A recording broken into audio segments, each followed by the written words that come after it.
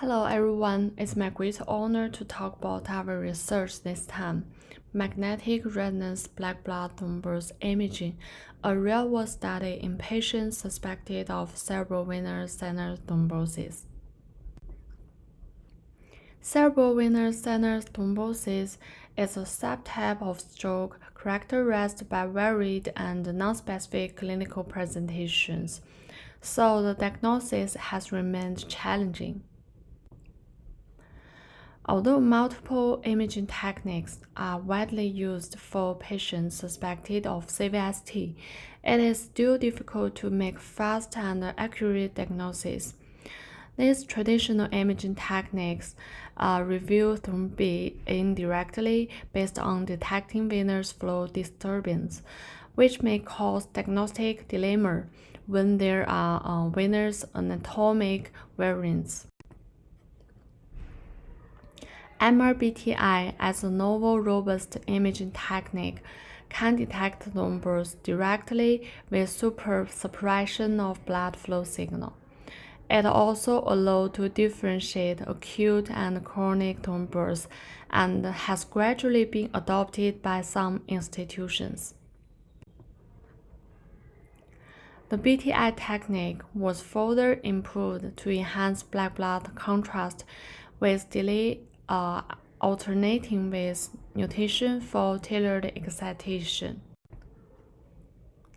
So the purpose of our study was to evaluate the real-world diagnostic and staging performance of BTI in patients with suspected CVST compared with conventional imaging methods. Consecutive patients with suspected CVST were recruited into the study. This slide shows inclusion and exclusion criteria.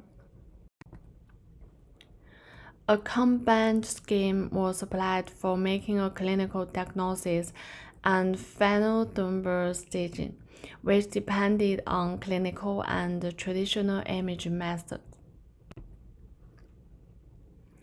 Disappearance of low signal intensity in the lumen and intraluminal characteristic of isointense or hyperintense signal intensity was diagnosed at thrombus.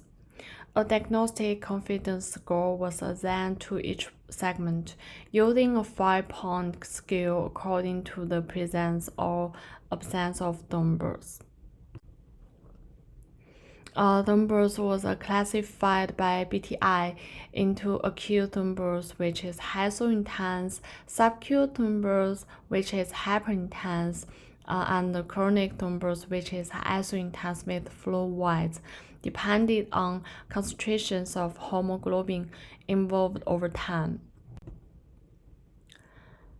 Finally, 114 patients suspected with CVST were enrolled. MRBTI showed satisfactory sensitivity and specificity on both per patient and per segment level. In addition to display thrombus in large venous centers directly, BTI could also depict cortical vein thrombus clearly. Second, our results demonstrated that 259 of 265 thrombus segments could be classified into different stages according to BTI appearance, and 97.8% of unstaged thrombus segments were revised. The rate of matching staging segments between BTI and the clinical staging was 55.8%, which was higher than that based on any of other conventional methods. This is a 24-year-old woman with multiple thrombus segments of varied stage. And there is another patient with a chronic thrombus that a clear diagnosis was not made until BTI examination was performed. A T1 weighted and T2 weighted examined in first day from admission to hospital were normal. CTV images reviewed second day also showed no obvious abnormality. However, 2 days later, BTI images demonstrated chronic thrombus formation. So our study convinced that BTI offered direct visualization of thrombus and high diagnostic value compared with conventional imaging in patients with suspected CVST in the real-world practice.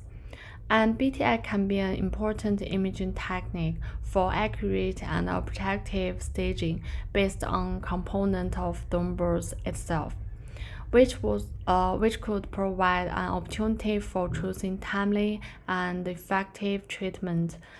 Furthermore, application of BTI in clinical practice will simplify the evaluation of CVST and avoid more costly imaging studies. In conclusion, BTI allows diagnosis of CVST with high accuracy staging capability. It is a valuable alternative in current diagnostic workup and may help to reduce patients' economic burden. That's all. Thank you.